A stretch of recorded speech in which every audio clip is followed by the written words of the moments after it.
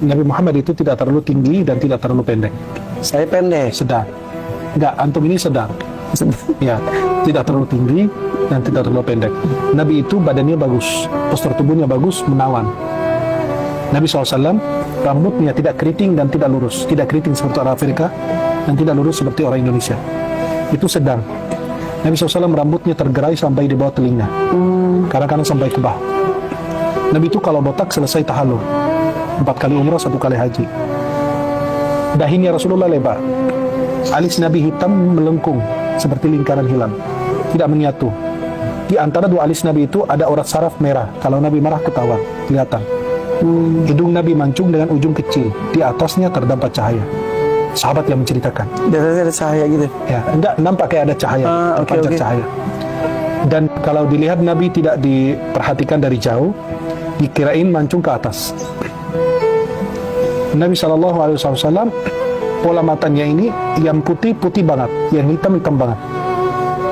Bulu mata Rasulullah itu panjang, pipi Nabi lembut, jenggot Nabi lebat, mulut Nabi lebar. Lebar kenapa?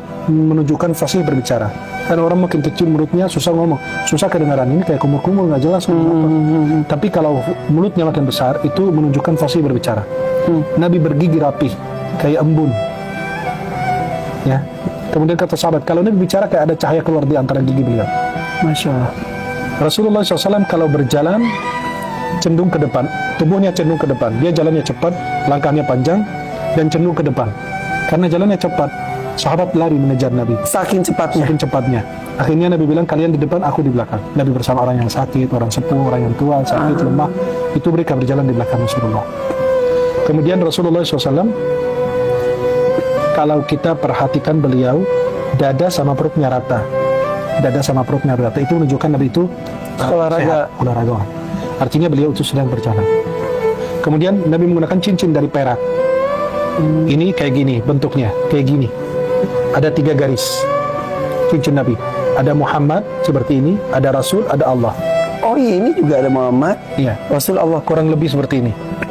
Cincin yang digunakan Rasul. Sedikit. Jelas? Maka cincin Rasulullah itu dari perak.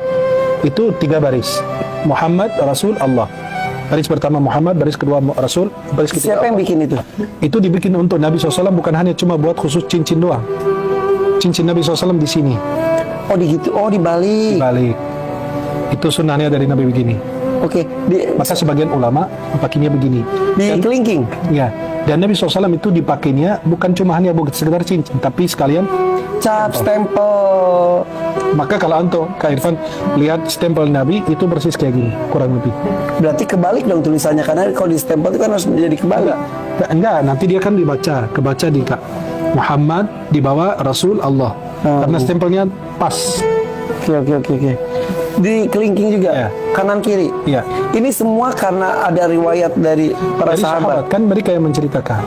Nabi kalau duduk bersama orang, Nabi itu kalau secara akal atau pemikiran kita, logika, Nabi itu mereka lebih tinggi. Tapi kalau Nabi duduk lebih nampak. Itu sebagai mukjizat. Kenapa? Biar tidak ada yang lebih nampak dari Nabi. Tidak lebih. Padahal tingginya sama. Mereka mungkin lebih tinggi juga. Lebih nampak. Itulah kemuliaan untuk beliau. Oke. Kalau Nabi SAW menunjuk tidak menggunakan telunjuk atau jempolnya seperti ini, fulan atau fulan gitu enggak. Nabi menggunakan seluruh telapak tangannya. Kalau manggil orang adabnya tinggi begini. Hai fulan. Iya. Kalau Nabi takjub diginiin tangannya. Aneh. Atau takjub beliau. Kalau Nabi berbicara diginiin tangannya. Nabi SAW lebih banyak menunduk dibanding melihat ke atas. Lebih banyak berpikir dan merenung.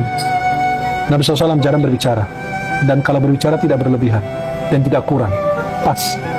Kalau berbicara memulai dengan memuji Allah, mengakhiri dengan memuji Allah lagi. Nabi SAW kalau berbicara, sahabat duduk menundukkan kepala seperti ada burung di atas kepala mereka. Ada burung di atas kepala mereka. Jadi mereka diam semua. Bayangin kalau ada burung, takut terbang. Mereka menunduk semua. Kalau Nabi selesai, baru mereka boleh bicara.